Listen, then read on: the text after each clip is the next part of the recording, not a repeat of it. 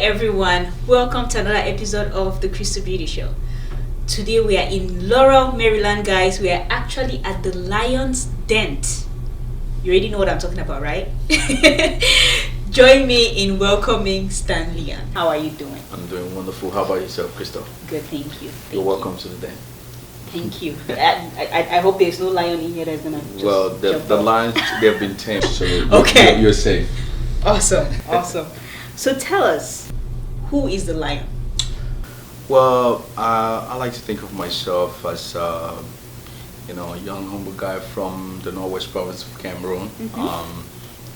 Found myself to the United States about 15 years ago.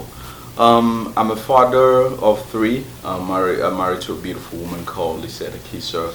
I have three children, Gabriella, Alexa, and the junior lion, who is literally named after me.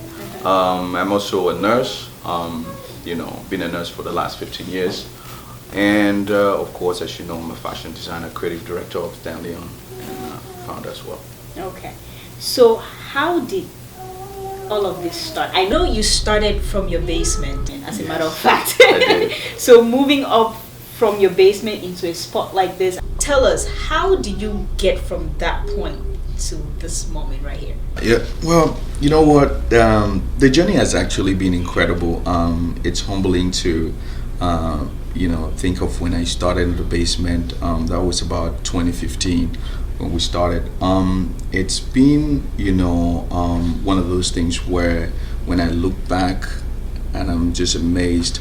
It's been a really amazing journey. As you know, like you said, I started from the basement. That was back in 2015. Of course, with the basement starting, it was a little bit of a challenge. The challenge there was the fact that, you had to entertain people at home. Sometimes they have to come late at night after work. Of course, that with me working as well, working through that. And but it built my tenacity to get to this point, because with the challenges that we incurred, it developed me to where I am today. And of course, when I was in the basement, one of the challenges was the fear to come out, right? Wondering whether it will be successful when we come out, wondering whether we will be able to, will I be able to, overcome all the overhead costs. But the one thing that I always say is overcoming that fear. That was the greatest thing for me, overcoming that fear, overcoming the unknown, overcoming those challenges and coming out. But I must commend the fact that with that process of growth and the people that were able to believe in us at that time, when we were in the basement, really not known by so many at the time, that supported us was what made us to be able to get to this point. So you mentioned overcoming fear. How exactly did you do that? Because I know it's easy to say that, right? Like, okay, I was scared that maybe I will not make it, maybe I will not be able to take care of the bills, maybe my clients will not come anymore.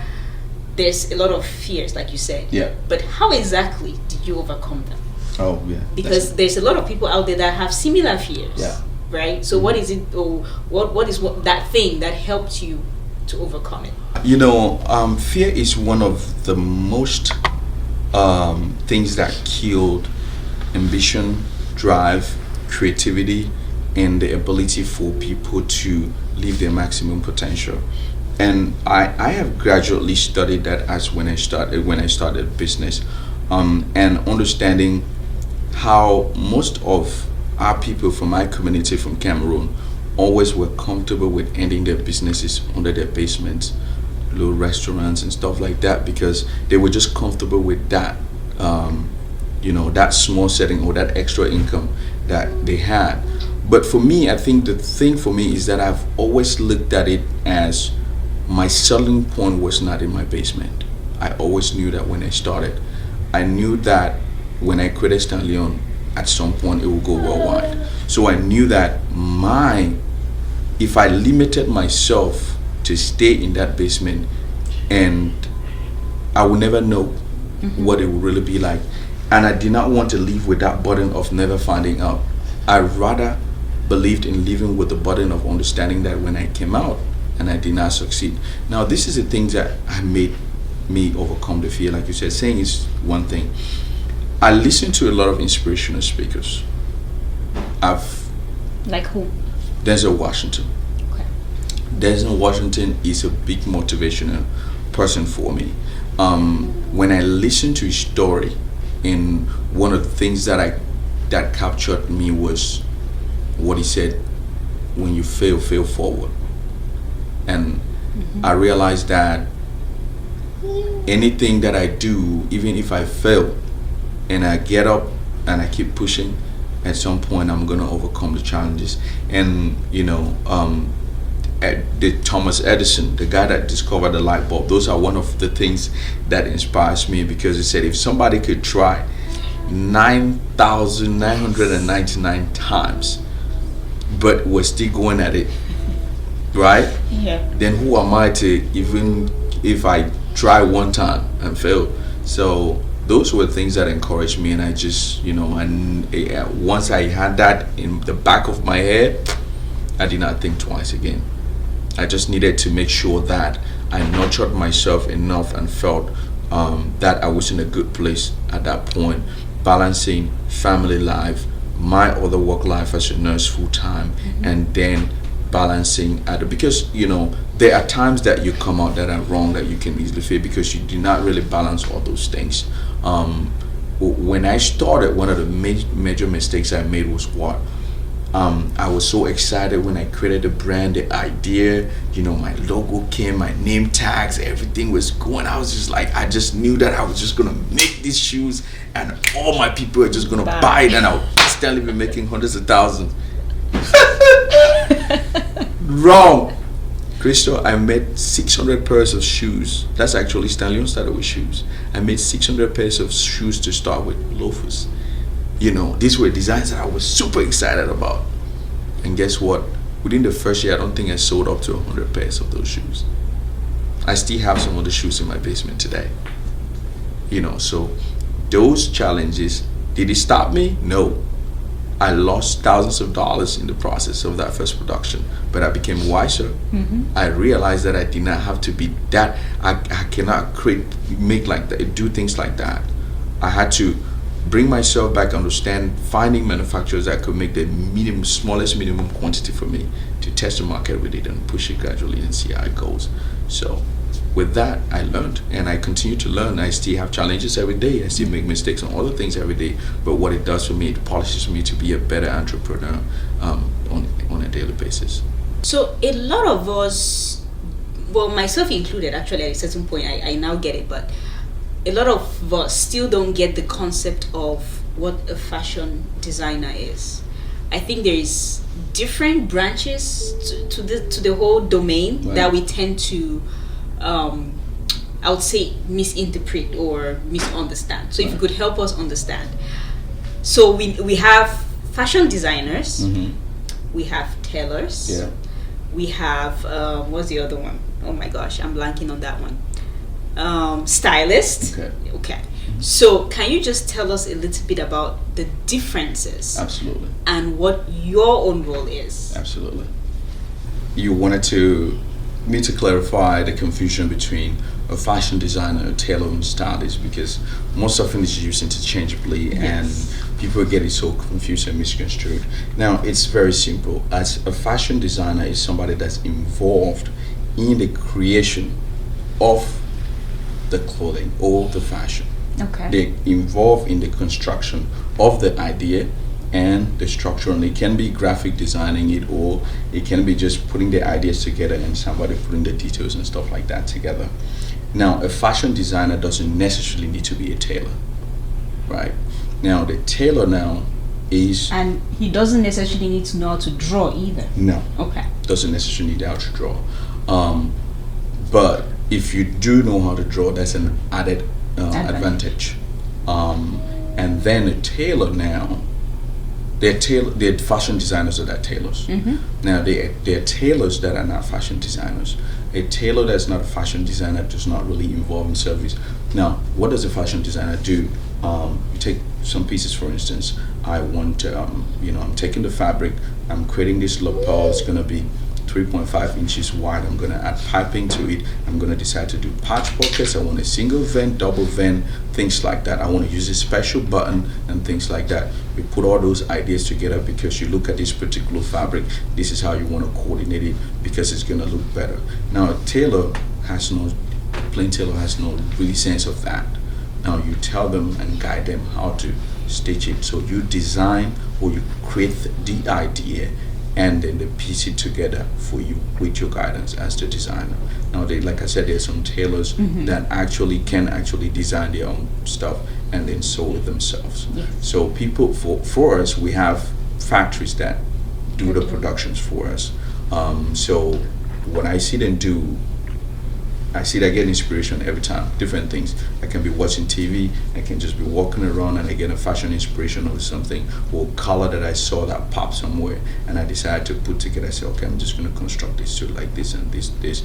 Then I send it to my production factory. Or sometimes I have a sketch art. I do my own sketches, like very basic sketching, but I'll send it out to my graphic designer who actually really make it colorful, put all the details the way I want it. Then I send it to production now, where now the factory makes what I want, and that's how the process generally goes. A stylist is somebody now that takes what a fashion designer has made, and then based on their client, maybe Denzel Washington is a movie star, will have a stylist that goes into stock and come to Stanlion, for instance, say, okay, this is going to work for my client, this particular suit, this particular shirt, put it together. So they really just take the fashion and then make it specific to the way it will fit that particular person or so. Okay. And if I hope I clarified it a little bit. So are you able to do all three? Yeah. Oh no, not three. I can sew. Okay. Yes, I can sew. I have my partner Iconic Perkins, who is also a fashion designer and a tailor as well. Okay. So he does this. Most of the alterations we do in Stanlion is done by him. Our sewing is premium in, really high-end factories in Italy and some other parts of Europe, Spain and all the like, right? And then, so for me, I don't sew. Okay. Yeah, but anything when it comes to creating the suits, I'm game. Okay. Yeah. So what should we expect from you next? Do you have any projects, fashion shows? You should do one and invite me to come to your red carpet. Oh yeah, we do have, I have a gazillion amount of plans really that I have for Stanlion. The first thing is that I'm going to tighten up customer service for us. I believe that with my time, in between nursing and everything, I feel like there was that lack thereof, but we've been providing excellent service, but I always believe in pushing it to 110%. So I believe that's one thing. Our response time, we will revamp our website and so many things that we'll be doing internally to make sure it remains a premium brand for everybody and celebrities and all that. One of the things that we will do is that we will probably spread into some other states. We're looking critically into Los Angeles, into Atlanta, Georgia. Those are areas that we feel like they have a good hub for fashion and think we want to make our presence there felt. And then of course, when it comes to fashion shows, I really think that we have to create an annual Fashion Stanlion event. If you're probably familiar with Swanky Saturday. Every Saturday we put that one piece out that we believe is swanky and classy, and so we think that carrying that energy to an 1 year annual event where we showcase about 100 pieces and then just have people dress for no other reason but to show off and just come out, have a great time. My kind of place. Yes. And so we will be excited to have you on the red carpet. Actually, our first one will be this October. Oh. Yes. A date will be announced soon, but it's definitely coming, and we cannot wait to, because we feel that it's missing in our community. Yeah. And we want to do something like that. Just dress for no other reason but to come out, have a great time, show off, dance, have fun, and just enjoy some fashion. Yeah. Alrighty. Well, thank you so much for giving me your time. But before we let you go, definitely, can can you give our audience some advice and also conclude and let them know how they can follow you, where they can get some of your stuff, and how we can watch Swanky Saturdays? Absolutely. Thank you so much for having me on the show. It's really been a pleasure today being on the Crystal Beauty Show. And I think you asked what is one thing I can tell, advice that I can give to people out there. I will pivot back on the one thing, that is fear. Fear is the killer of inspiration. It kills your drive, for creativity and all that. So I would say, do not let fear overcome you. Understand that fear is just a stepping stone to success. Nobody in this earth that has done great things and haven't failed. If you go to Mark Zuckerberg, Bill Gates, all the great people that have done amazing things have failed so many times.